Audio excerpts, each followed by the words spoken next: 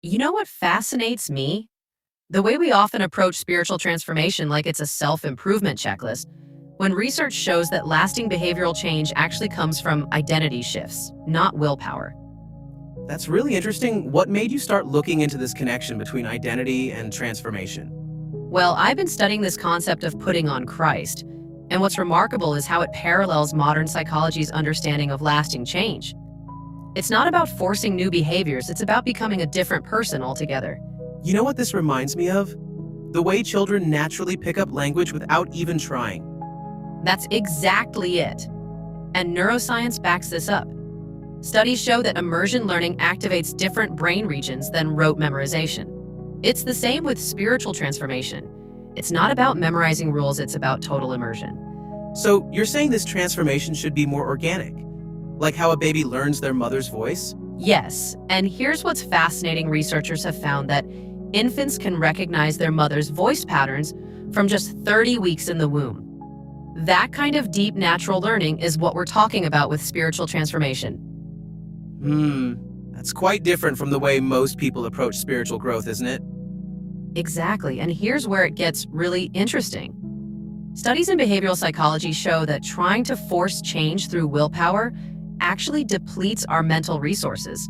But when change comes from identity, from who we believe we are, it requires almost no mental effort. Well, that certainly explains why so many people burn out trying to maintain a perfect religious facade.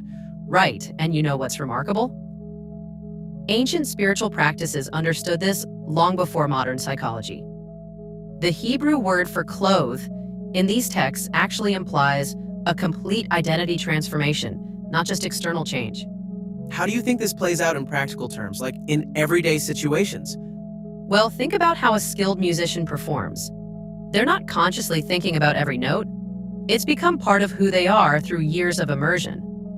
Research shows it takes about 10,000 hours to achieve that kind of mastery, where something becomes second nature. So you're suggesting spiritual transformation works in a similar way through deep immersion rather than conscious effort?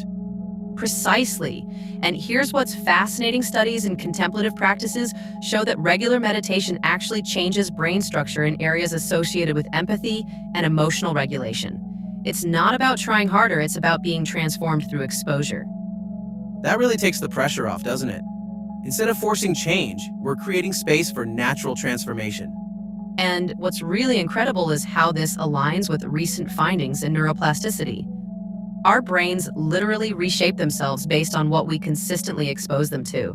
So when we immerse ourselves in Christ's presence, we're actually rewiring our neural pathways. You know what's striking about this whole concept? It completely reframes how we should approach spiritual disciplines. Yes, instead of seeing them as religious duties, we can view them as opportunities for connection. It's like how spending time with someone you love naturally shapes your character. Research shows we unconsciously mirror the behaviors of people we're close to. That's such a powerful shift in perspective. It moves from obligation to opportunity. And here's the really beautiful part. Studies in positive psychology show that when we approach growth from a place of connection rather than obligation, we experience significantly less stress and actually make more lasting changes. It's not about striving, it's about abiding. Well, that certainly changes everything about how we approach spiritual growth, doesn't it? It really does. And perhaps most importantly, it aligns with what neuroscience is teaching us about lasting transformation, that it happens through relationship and repeated exposure, not through force of will. When we focus on staying close to Jesus, his character naturally becomes our own, just like how children unconsciously take on the characteristics of their parents.